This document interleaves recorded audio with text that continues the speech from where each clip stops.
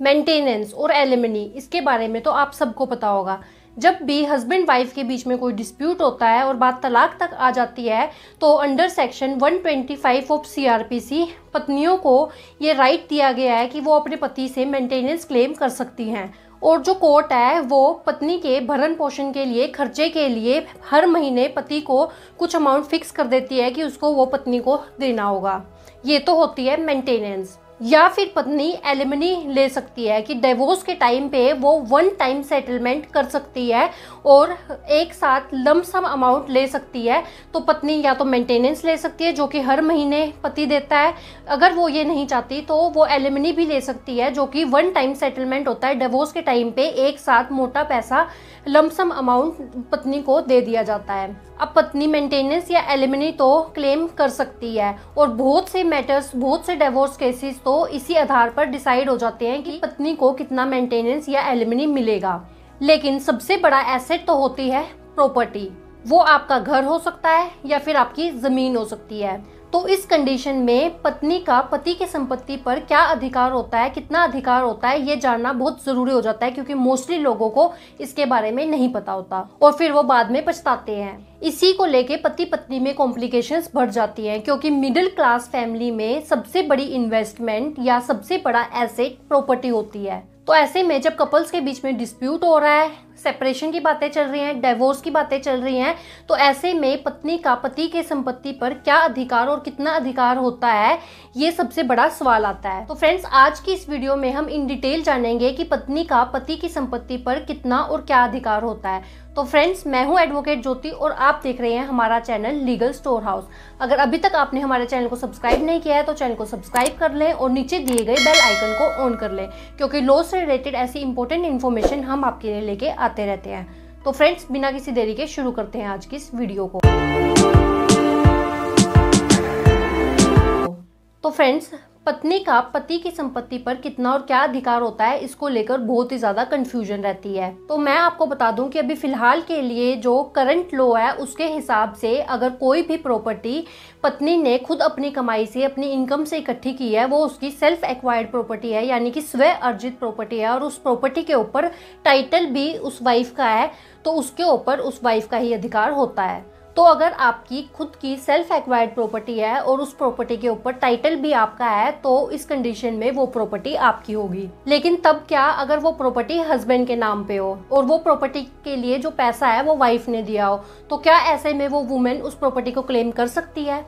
कर सकती है, पर उसके लिए उसको कोर्ट में जाना होगा और डिवोर्स को कंटेस्ट करना होगा और वहाँ पे अपनी प्रॉपर्टी पे अपना राइट क्लेम करना होगा। और लास्ट में कोर्ट डिसाइड करेगी कि वो प्रॉपर्टी किसको मिलनी चाहिए और उस अगर प्रॉपर्टी में कुछ पोर्शन है वो किसको मिलना चाहिए या नहीं मिलना चाहिए, ये सिर्फ कोर्ट डिसाइड करेगी। क्योंकि अभी एब्सोल्यूट ओनरशिप राइट उस प्रॉपर्टी पे अभी आपका नहीं है क्योंकि उस प्रॉपर्टी पे जो टाइटल है वो आपके हस्बैंड का है।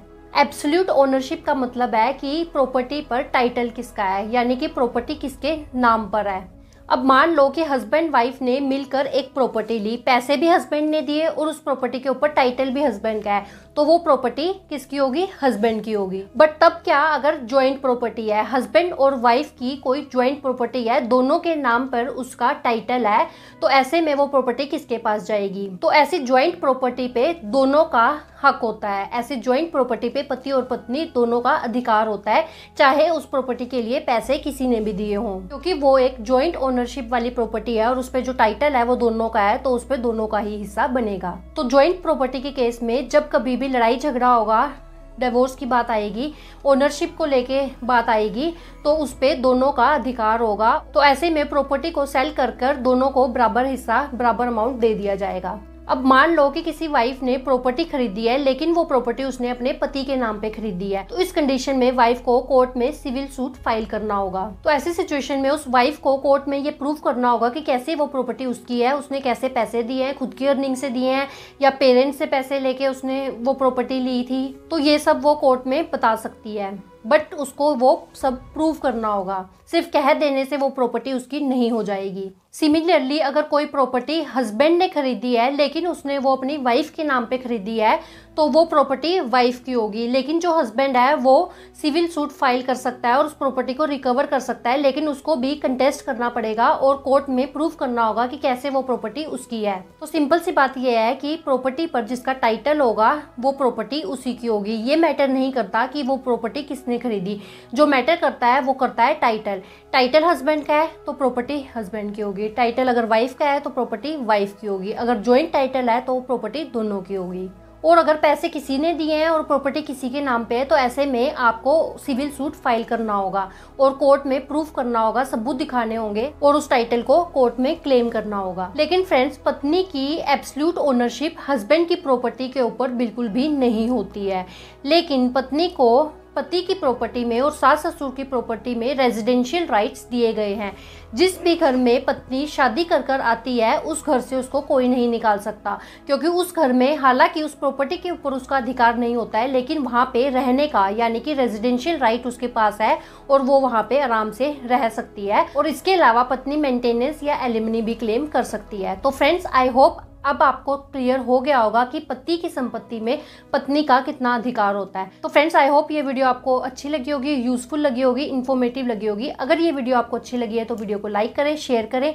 अगर आपने इस चैनल को अभी तक सब्सक्राइब नहीं किया है तो चैनल को सब्सक्राइब कर लें। तो फ्रेंड्स, इस वीडियो में इतना ही। अपना कीमती समय हमें देने के लिए धन्यवाद।